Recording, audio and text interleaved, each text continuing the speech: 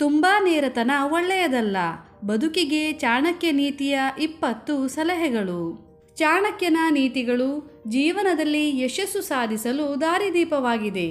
ಮನುಷ್ಯನ ಜೀವನದಲ್ಲಿ ಪ್ರಾಮಾಣಿಕತೆ, ಶಿಕ್ಷಣ, ಕಾರ್ಯತಂತ್ರ ಮತ್ತು ಮಾನವ ಸ್ವಭಾವದ ಕುರಿತು 20 ಪ್ರಮುಖ ಮತ್ತು ಅರ್ಥಗರ್ಭಿತ ನೀತಿಗಳ ಬಗ್ಗೆ ಇವತ್ತಿನ ವಿಡಿಯೋದಲ್ಲಿ ತಿಳಿದುಕೊಳ್ಳೋಣ. ಆಚಾರ್ಯ ಚಾಣಕ್ಯನ ಕೆಲವು ಮಾತುಗಳು ತುಂಬ ನೇರವಾಗಿದ್ದು ನಾವು ನಮ್ಮ ಜೀವನದಲ್ಲಿ ಪಾಲಿಸಬೇಕಾದ ಸಂಗತಿಗಳನ್ನು ಒಳಗೊಂಡಿದೆ. ಚಾಣಕ್ಯನ ನೀತಿಗಳನ್ನು ಪಾಲಿಸಿದರೆ ಜೀವನದಲ್ಲಿ ತೊಂದರೆ ಎಂಬುವುದಿಲ್ಲ, ಆದರೆ ಕಡೆಗಣಿಸಿದರೆ ಮಾತ್ರ ಅಪಾಯ ಉಂಟಾಗಬಹುದು. ಬನ್ನಿ ಅವುಗಳ ಬಗ್ಗೆ ತಿಳಿದುಕೊಳ್ಳೋಣ. ಮೊದಲನೆಯದಾಗಿ, ಒಬ್ಬ ವ್ಯಕ್ತಿ ಹೆಚ್ಚು ಪ್ರಾಮಾಣಿಕನಾಗಿರಬಾರದು. ಯಾಕೆಂದರೆ ಜನರು ವಕ್ರವಾಗಿರುವ ಮರಗಳನ್ನು ಬಿಟ್ಟು ನೇರವಾಗಿರುವ ಮರಗಳನ್ನೇ ಮೊದಲು ಕಡಿಯುತ್ತಾರೆ. ಯಾಕೆಂದರೆ ಅದು ಸುಲಭವಾದ ಕೆಲಸವಾಗಿರುತ್ತದೆ. ಹಾಗಾಗಿ ಪ್ರಾಮಾಣಿಕರನ್ನು ಮೊದಲು ಕೆಡವಲಾಗುತ್ತದೆ. 2. ಬಿಲ್ಲುಗಾರ ಹೊಡೆದ ಬಾಣವು ಒಬ್ಬ ವ್ಯಕ್ತಿಯನ್ನು ಕೊಲ್ಲಬಹುದು ಅಥವಾ ಕೊಲ್ಲದಿರಬಹುದು. ಆದರೆ ಬುದ್ಧಿವಂತಿಕೆಯಿಂದ ರೂಪಿಸಿದ ತಂತ್ರಗಳು ಗರ್ಭದಲ್ಲಿರುವ ಶಿಶುವನ್ನು ಸಹ ಕೊಲ್ಲಬಹುದು. ಅಂದರೆ ನೀವು ಯಾವುದೇ ಕೆಲಸವನ್ನು ಬುದ್ಧಿವಂತಿಕೆಯಿಂದ ಮಾಡಿದರೆ ಯಶಸ್ಸು ಸಿಕ್ಕೇ ಸಿಗುತ್ತದೆ. 3.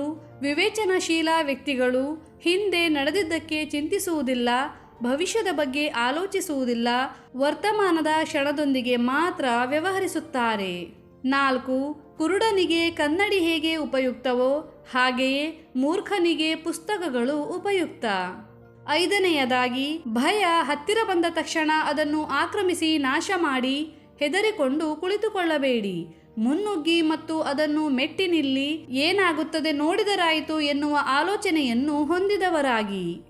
ಶಿಕ್ಷಣವು ಅತ್ಯುತ್ತಮ ಸ್ನೇಹಿತ. ವಿದ್ಯಾವಂತ ವ್ಯಕ್ತಿಯನ್ನು ಎಲ್ಲೆಡೆ ಗೌರವಿಸಲಾಗುತ್ತದೆ. ಶಿಕ್ಷಣವು ಸೌಂದರ್ಯ ಮತ್ತು ಯೌವನವನ್ನು ಮೀರಿಸುತ್ತದೆ. ಈಜುವ ಮೀನು ಯಾವಾಗ ನೀರು ಕುಡಿಯುತ್ತದೆ ಎಂದು ತಿಳಿಯುವುದು ಅಸಾಧ್ಯ. ಹಾಗೆಯೇ ಸರ್ಕಾರಿ ಸೇವಕ ಯಾವಾಗ ಹಣ ಕದಿಯುತ್ತಿದ್ದಾನೆ ಎಂದು ಕಂಡುಹಿಡಿಯುವುದು ಕೂಡ ಅಸಾಧ್ಯ. ಮನುಷ್ಯನು ಒಂಟಿಯಾಗಿ ಹುಟ್ಟಿ ಒಂಟಿಯಾಗಿ ಸಾಯುತ್ತಾನೆ. ತನ್ನ ಕರ್ಮದ ಒಳ್ಳೆಯ ಮತ್ತು ಕೆಟ್ಟ ಪರಿಣಾಮಗಳನ್ನು ಒಂಟಿಯಾಗಿ ಅನುಭವಿಸುತ್ತಾನೆ ಮತ್ತು ಒಂಟಿಯಾಗಿಯೇ ಮೋಕ್ಷವನ್ನು ಪಡೆಯುತ್ತಾನೆ. ಪ್ರತಿಯೊಂದು ನೆರೆಯ ರಾಜ್ಯವು ಶತ್ರು ಮತ್ತು ಶತ್ರುವಿನ ಶತ್ರು ಸ್ನೇಹಿತ.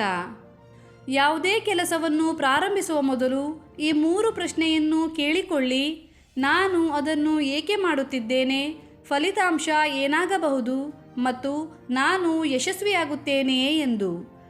ಈ ಪ್ರಶ್ನೆಗಳಿಗೆ ತೃಪ್ತಿದಾಯಕ ಉತ್ತರ ಕಂಡುಕೊಂಡಾಗ ಮಾತ್ರ ಮುಂದುವರಿಯಿರಿ. ನೀವು ಏನು ಮಾಡಬೇಕೆಂದು ಯೋಚಿಸಿದ್ದೀರಿ ಎಂಬುದನ್ನು ಬಹಿರಂಗಪಡಿಸಬೇಡಿ. ಕಾರ್ಯಗತ ಆಗುವವರೆಗೆ ದೃಢನಿಶ್ಚಯದಿಂದ ರಹಸ್ಯವಾಗಿಡಿ. ಅಶಿಕ್ಷಿತ ಮನುಷ್ಯನ ಜೀವನ ನಾಯಿಯ ಬಾಲದಂತೆ ನಿಷ್ಪ್ರಯೋಜಕ.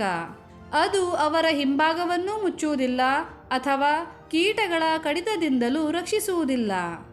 ಸ್ಥಾನಮಾನದಲ್ಲಿ ನಿಮಗಿಂತ ಮೇಲಿರುವವರು ಅಥವಾ ಕೆಳಗಿನವರ ಜನರೊಂದಿಗೆ ಎಂದಿಗೂ ಸ್ನೇಹವನ್ನು ಬೆಳೆಸಬೇಡಿ. ಅಂತಹ ಸ್ನೇಹಗಳು ನಿಮಗೆ ಯಾವುದೇ ಸಂತೋಷವನ್ನು ನೀಡುವುದಿಲ್ಲ. ದಂಡಧಾರಿಗಳ ಅನುಪಸ್ಥಿತಿಯಲ್ಲಿ ಬಲಿಷ್ಠರು ದುರ್ಬಲರನ್ನು ನುಂಗುತ್ತಾರೆ. ಆದರೆ ಅವರ ರಕ್ಷಣೆ ಇದ್ದಾಗ ದುರ್ಬಲರು ಬಲಿಷ್ಠರನ್ನು ವಿರೋಧಿಸುತ್ತಾರೆ. ಸರ್ಪದ ಕೋರೆಹಲ್ಲು, ನೊಣದ ಬಾಯಿ ಮತ್ತು ಚೇಳಿನ ಕುಟುಕಿನಲ್ಲಿ ವಿಷವಿರುತ್ತದೆ. ಆದರೆ ದುಷ್ಟ ಮನುಷ್ಯನು ಮಾತ್ರ ವಿಷದಿಂದಲೇ ತುಂಬಿರುತ್ತಾನೆ. ಧರ್ಮ ಮತ್ತು ಕರುಣೆಯಿಲ್ಲದ ವ್ಯಕ್ತಿಯನ್ನು ತಿರಸ್ಕರಿಸಬೇಕು. ಆಧ್ಯಾತ್ಮಿಕ ಜ್ಞಾನವಿಲ್ಲದ ಗುರುವನ್ನು ತಿರಸ್ಕರಿಸಬೇಕು. ಹಾಗೆಯೇ ಪ್ರೀತಿ ಇಲ್ಲದ ಸಂಬಂಧಿಕರನ್ನು ತ್ಯಜಿಸಬೇಕು. ದೇವರು ವಿಗ್ರಹಗಳಲ್ಲಿ ಇರುವುದಿಲ್ಲ. ನಿಮ್ಮ ಭಾವನೆಗಳೇ ನಿಮ್ಮ ದೇವರು. ಆತ್ಮವೇ ನಿಮ್ಮ ದೇವಾಲಯ. ಒಬ್ಬ ವ್ಯಕ್ತಿಯಲ್ಲಿ ವಿನಯ ಇದ್ದರೆ ಬೇರೆ ಯಾವ ಸದ್ಗುಣಗಳ ಅಗತ್ಯವಿಲ್ಲ.